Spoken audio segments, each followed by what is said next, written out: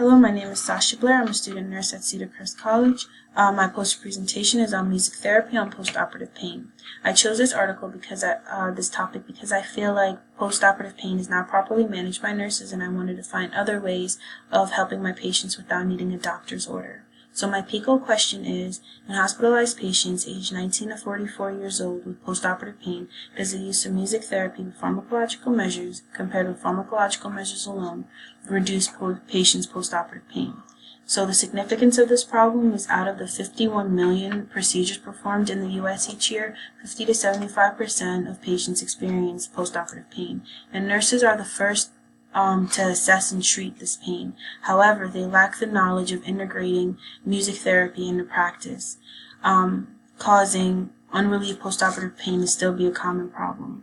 So literature search involved databases like Senhall, Medline, and Google Scholar. Keywords were music therapy or music and postoperative pain. My limitations were full text, peer-reviewed articles from 2011 to 2019 within the USA and English language. My initial search yielded 200 articles. 6 articles were critically appraised, and 3 articles answered the PICO question. My first article is by Como and Steele Moses, The Effects of Complementary Music Therapy on Patients' Postoperative State, Anxiety and Pain Control, and Environmental Noise Satisfaction. To determine the effects of music therapy on postoperative pain was the purpose. The authors hypothesized music therapy will increase pain management effectiveness in postoperative patients. The design was a quasi-experimental, and the sample size included surgical patients assigned to groups based on rooms. The independent variable was music was standard care, and the dependent variable was postoperative pain. 2 standardized questions from the Press-Ganey survey were used, and the authors found that music therapy as an intervention improved postoperative pain based on the survey in the intervention group.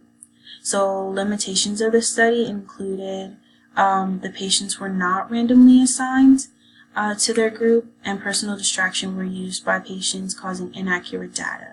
This was a level 3 good quality article, and the recommendations were: music is an inexpensive tool that is easy to implement in a clinical setting to improve postoperative outcomes.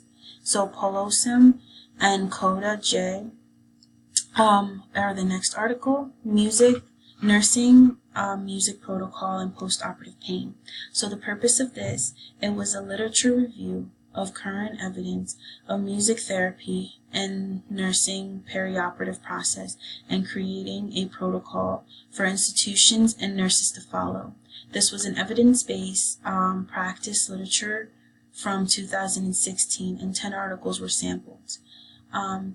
Instruments included a variety of databases like Medline, and the articles found that using soothing nature of music improved pain and helped reduce pain and improved relaxation in patients.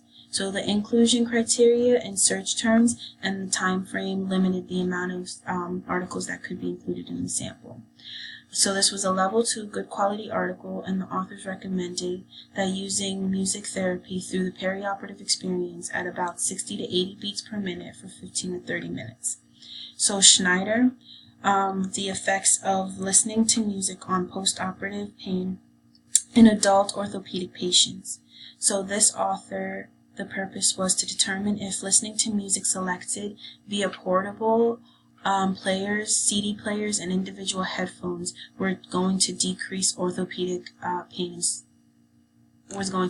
decrease pain in orthopedic patients.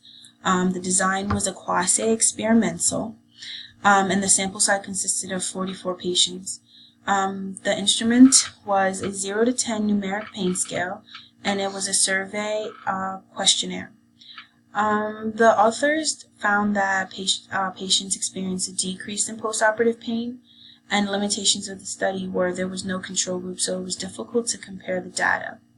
So this was a level 2 good quality essay, and recommendations were nurses and patients should be educated on alternative methods of pain control for better postoperative outcomes. So my recommendations were nurses to determine the type of music that provides the best pain relief, and if pain relief was faster, if patients listen to their own music preference. Trained music therapists should be present to help nurses and other practitioners perform the intervention appropriately, and discharge education to patients should be of how to appropriately use music and analgesics to relieve pain. In conclusion, music should be utilized as a nursing intervention because a doctor's order is not needed, and further studies need to be done to determine timing and frequency on the effects of pain.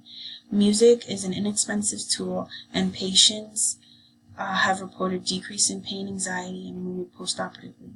Thank you for listening, and I look forward to your feedback.